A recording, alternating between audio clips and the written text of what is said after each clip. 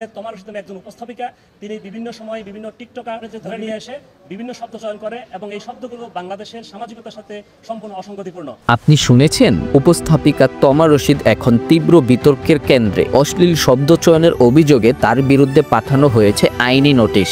Social মিডিয়ায় ঝড়, কেউ বলছে সাহসী, কেউ বলছে সীমা ছাড়িয়ে গেছেন তমা। তবে আসল প্রশ্ন হলো, এটা কি সত্যি অশ্লীলতা নাকি মত প্রকাশের স্বাধীনতা? এটা তো স্ট্রং না।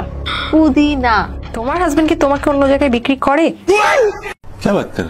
ভিডিও ভাইরাল হওয়ার পরপরই আইনজীবীরা সক্রিয়।